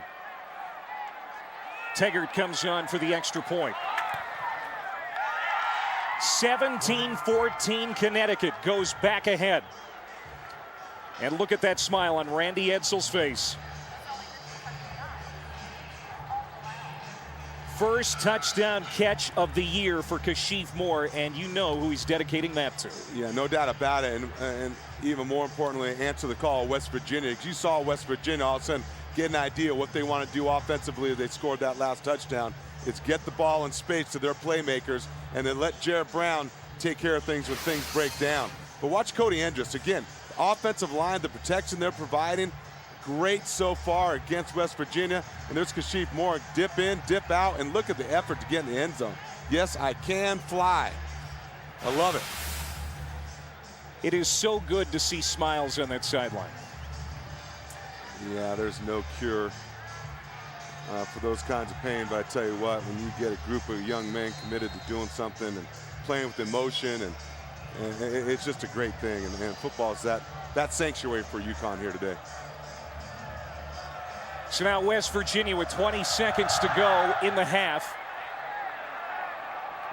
Finds themselves behind again. Tavon Austin, already a kickoff return for a touchdown. Will be stopped at the 27 this time. 14 seconds to go.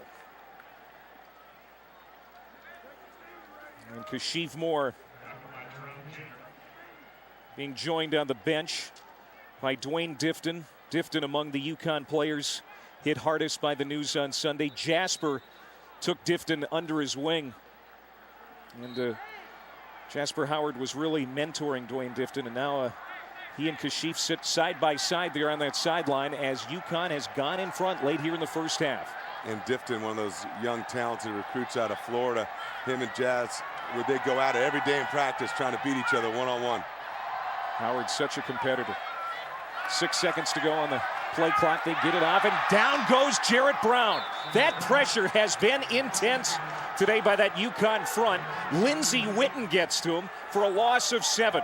That time Lindsey Witten said, I know one way to make sure I don't miss. I'm going to jump on your back and throw you to the ground. Great effort by Witten. That's his 10th sack of the season. Witten second in the nation in sacks. And that's how the first half ends. Let's go down to Beth, who's with Randy Edsall. Thank you very much, Clay. Well, one of the big stories, Coach, was your defensive effort. Why were you so successful in bottling up their big guys for the most part? Just like I said before the game, we're playing every play like it's the last play we ever got to play. And I think there's some motivation because of Jazz, too. And, you know, it's just we got to stop the quarterback, though. We can make more plays, but he's an athlete, and he's making some plays on it. We just got to keep the intensity up and just keep playing every play like it's the last one we're ever going to play. There could have been a lot of trouble after that early kick return. How did you keep the guys composed over there on the sideline? It's just the type of guys we have. They got great character, great resolve, and they know it's a 60-minute game. You know, the game isn't won in the first 10 seconds, and we just try to preach those things, and they just got to keep playing until it's 0-0, and we'll see what it brings us. Thank you, Randy. Clay? All right, 17-14 UConn at the half. Now let's go to Rob Stone in the studio with SportsCenter U. The Connecticut football team hit with a tidal wave of emotions this week, and in a big game in the Big East at the half on the road, leading West Virginia by 3. We met with UConn head coach Randy Edsall yesterday, and he talked about the tough week that he and his program has had, arguably the toughest week in his coaching career. What happened on Monday night in our locker room, I've never been involved in anything like that before. To go and pick the parents up that afternoon at the airport and then, you know, get them to St. Francis Hospital where Jasper ended up dying, and then taking them to the medical examiner's office and to go see Jasper. And then, but coming back to campus, you know, I didn't know the players were having a prayer service and their own vigil, you know, that night. And so when I came back on campus, Kashif Moore, they wanted to see the parents, and I said, well, we'll be back. And I called them and told them I would be there in about 15 minutes. I said, what are you guys doing? They said, well, we're going down to the facility, Burton Family Football Complex, to you know, have the prayer service. And I said, well, why don't you come upstairs? So I've got the folks there, and I had the rest of the coaches have a chance to visit with the family. And then about 6 or 8 of the players came in and spent time with the family and mentioned some words. I said, well, let's go down to the locker room and just see the other players. So we go down and into the locker room and come around the corner, and all the guys were there. And you know, I introduced the family, and you know, we just had a lot of kids that lost it. And Joe Angela and you know, his dad went around to all those kids that were sobbing and crying and comforted them and just said, hey, it's nobody's fault. Nobody could do anything about that. This is what the Lord wanted, and continued to talk. And then they said a few words to the whole group.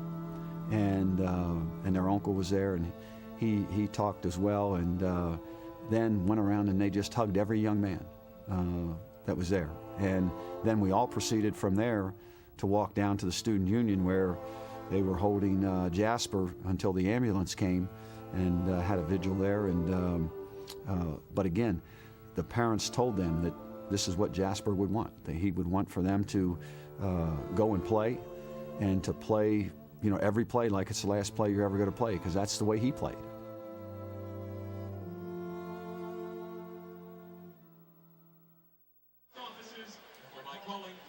An important game in the Big East. Connecticut leading by 3 at the half. Alongside Dave Diaz-Infante, I'm Clay Matvick.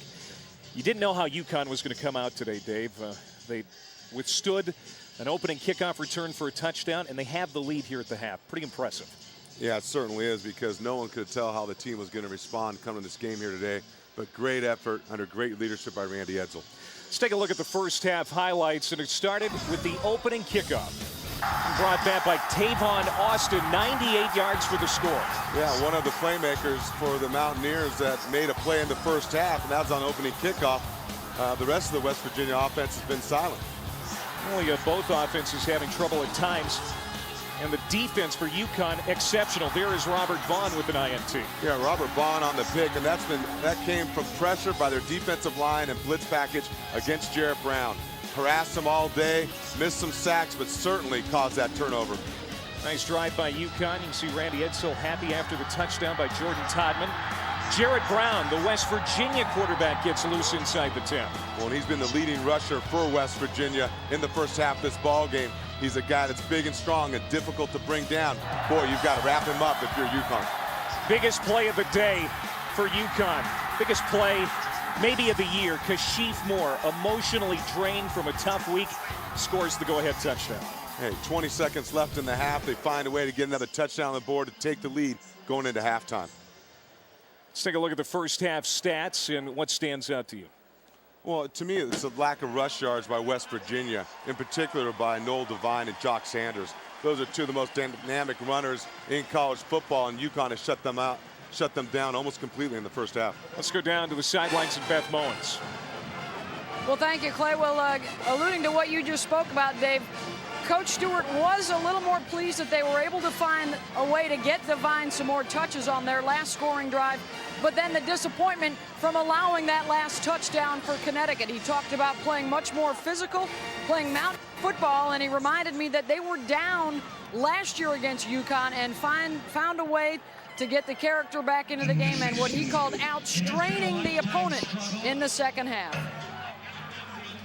They're going to try and find ways to get Sanders and Devine involved here in the second half. You know that they are just one play away from breaking it. Yeah, and that's a good thing for West Virginia. Is those two guys have the ability to take it to the house at any moment. You miss one tackle. We saw a little bit of that towards the end of that second quarter before the half, of them getting the ball to them in different ways, quick throws to take away the pressure from UConn's defense and get the ball to Devine and Sanders in space where they can break some tackles and make some plays. Turning point for West Virginia here today. Their toughest games, Dave, are still ahead. And they've got 5 games left after today, all in the Big East. Tough ones on the road at South Florida and Cincinnati. And, of course, the backyard brawl against Pittsburgh looms on November 27th. So a win here, protecting their home field, is very important. No doubt about it. And West Virginia, you know, fast starting football teams within the game and within the season, they got to finish strong. And they got a tough schedule to do that against, especially that game against Pittsburgh. That's going to be one heck of a football game. Bill Stewart, third straight game wearing that sweater vest. You know, they say that baseball players are the superstitious ones. You see it more and more in college football, the superstitions that run. Yeah, it sure does. And he calls it moxie or mojo. And when something feels good and good things happen, boy, you're afraid to change something sometimes. And Coach Stu, he's one of the good guys in the game. Outstanding really football is. coach. Great, you know, we talk about Randy Edsall as a leader. Coach Stu, one of the great guys in the game. Great teachers. Another great leader for young men as well. No question about it. UConn will receive. Jordan Todman and Robbie Fry back to receive this kick from Josh Leiter. And it's Robbie Fry. Had an excellent return in the first half. And a good one here. Spins at the 35 and down at the 40. Good field position for UConn to start the second half. That's a 31-yard return for Robbie Fry.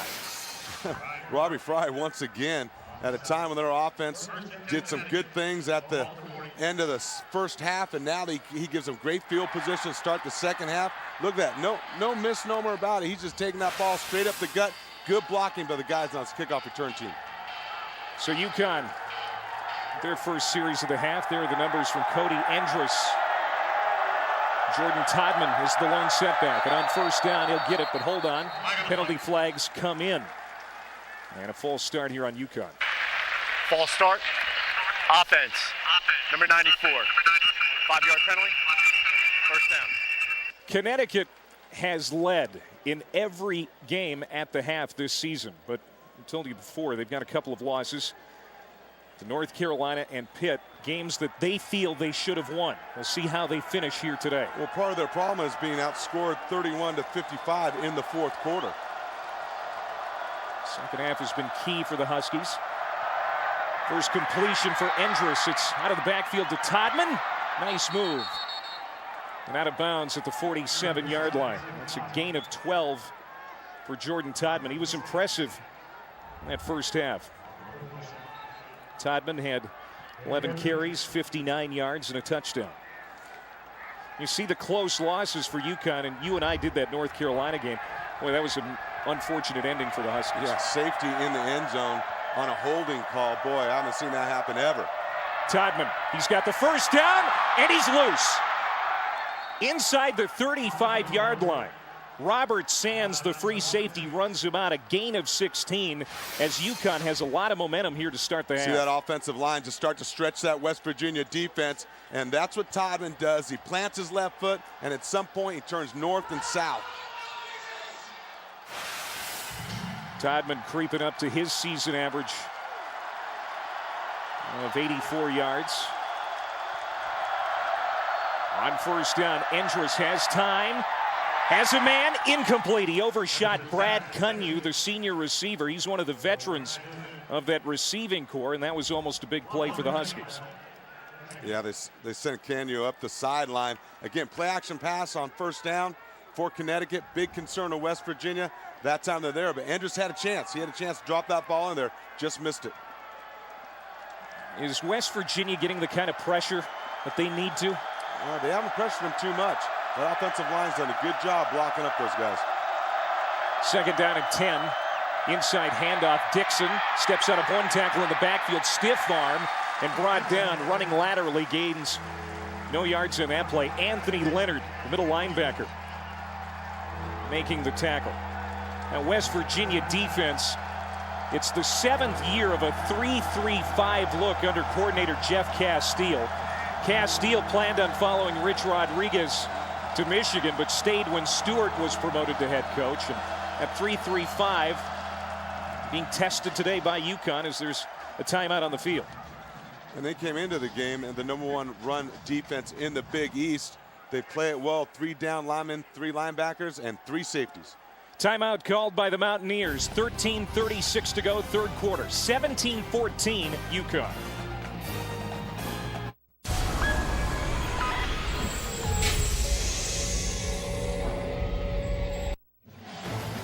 Officials from both schools confirmed that it was never discussed that this game would not be played today.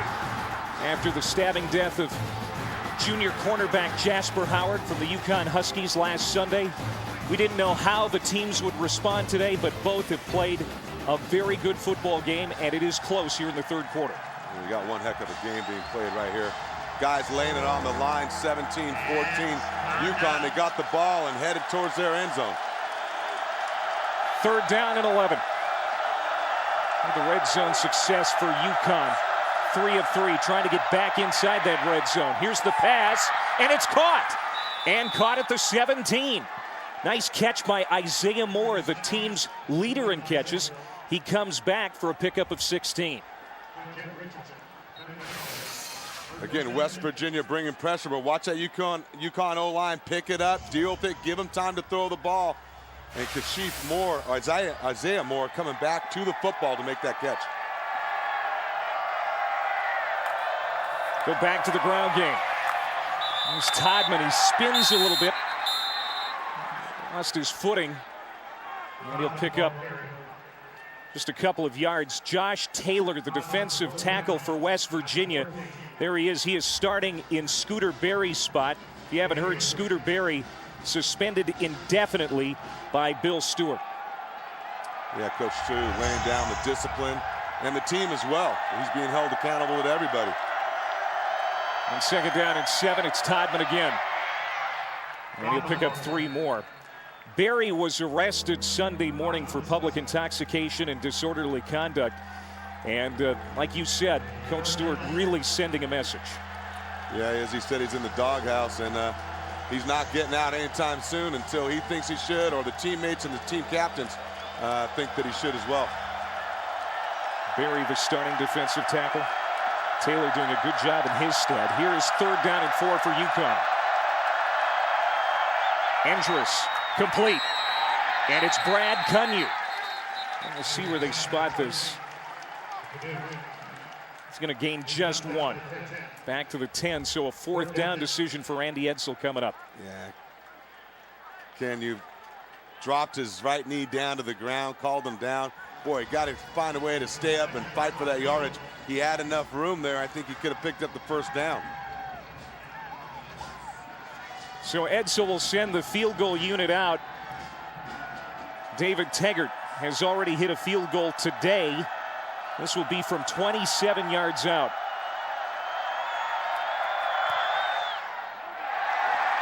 And he missed it.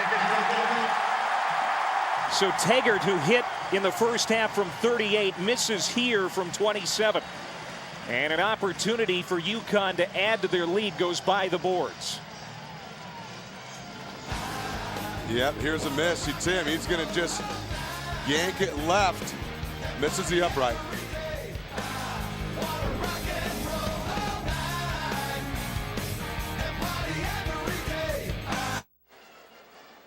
Jared Brown is going to try and lead the Mountaineers from behind here in the second half. Let's hear from Bill Stewart as he talks about his 5th-year senior quarterback. To beat the teams we had to beat that were loading the box, we had to get a vertical passing game. It's been tremendous. His arm strength is absolutely frightening. It is. And the pro scouts that come in here just shake their head and smile. So he has a gun, but he has the knowledge of where to put the ball as well. He's a sharp young man, and he's playing well. Brown today, 11 of 18 for 117. He has thrown an interception, and he has run for a touchdown. And it's been his legs and the inability of UConn to really sack him that's been the biggest part of the West Virginia offense. You see him lobbing the ball here to Arnett along the sideline, but he is a big, strong cat. He's 6'4", 220, 225 pounds. Hard to get down to the ground. 1st down and 10 from the 20. And he'll hand off to Noel Devine. He's been kept in check today by the UConn defense, but he'll pick up a 1st down there. A gain of 14 on that run. Alric Arnett doing a good job blocking downfield for the Mountaineers.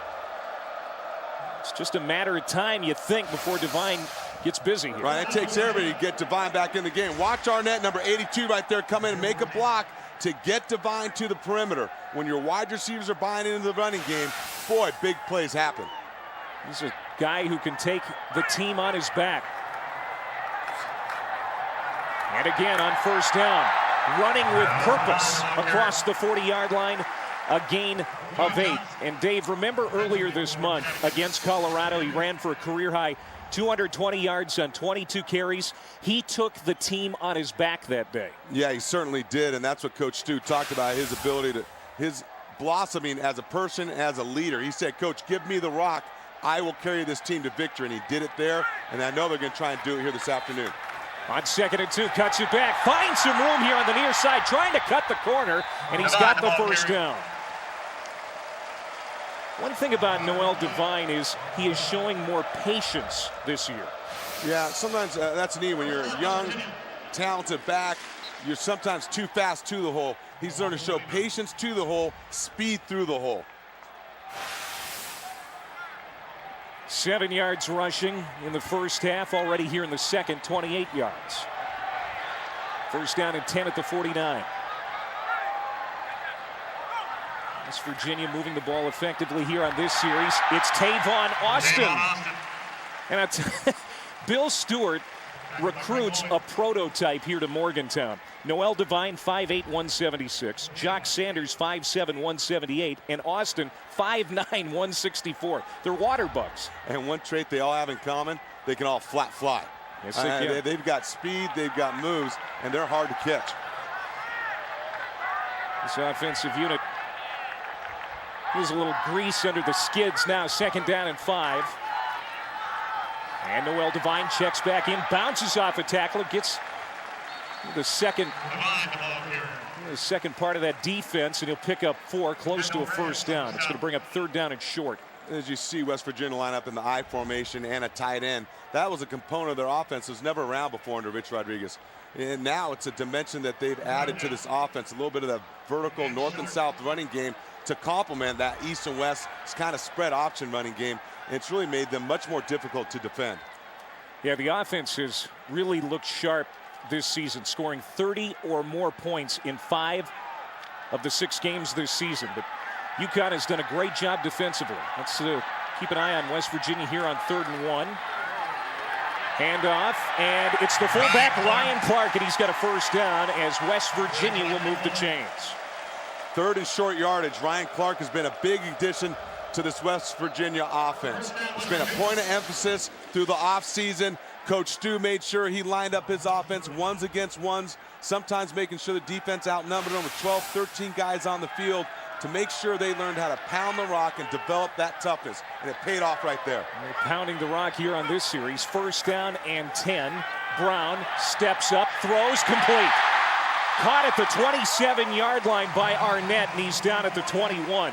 A gain of 18 for the senior out of Belle Glade, Florida. The offensive line gave Brown plenty of time to set his feet, sit in the pocket, looking for the protection. He's able to set his feet, transfer the weight, and deliver that ball on a rope to Arnett. 5 catches now, 51 yards for Arnett. That was the first pass play of this series. On 1st down. They'll run it again. Devine. Boy, takes a hit to the chops at the 21. And he is slow to get up. Greg Lloyd, the son of former NFL All-Pro linebacker Greg Lloyd, who played a lot of years with the Steelers just up the road. Boy, he has some big-time punch, and he showed it there. He certainly does. And his dad, he was a guard slayer, we used to call him. And not too many offensive linemen wanted to go up and meet him in the chops. And his son, Greg, he is an outstanding middle linebacker. He's a thumper and will bring it all the time. Like his dad, maybe a little bit of a mean streak. That's what it takes. 2nd down and 9, 3-step drop, quickly throws it out. Brown, incomplete to Lyons. And Wes Lyons is an easy target to hit. He's 6'8". They just failed to click on that play. Yeah, that time Jarrett Brown, that big arm just kind of got away from him a little bit. Again, trying to hurry. Those 3-step, that quick passing game has been a part of this West Virginia offense here since they struggled in pass protection in that first half. West Virginia hasn't been bad on 3rd down today, 6 of 11. Another attempt coming up here, 3rd down and 9 at the 20. Trying to keep this drive alive. Play clock down to 2. Brown's got to hurry. I don't think he got it off. And there is a flag down. Delay of game. Offense. Number 16. 5-yard penalty. 3rd down. That is something a senior quarterback can't allow to happen in his offense. You missed twice there. Once it's 3rd down. It's 3rd down, a critical situation. It's also 3rd down in the red zone where you have the ability to score points. You can't afford a penalty like that. 2nd penalty today against West Virginia. So it'll bring up 3rd down and 14 as they mark it back at the 25. 3 receivers set. Brown out of the gun.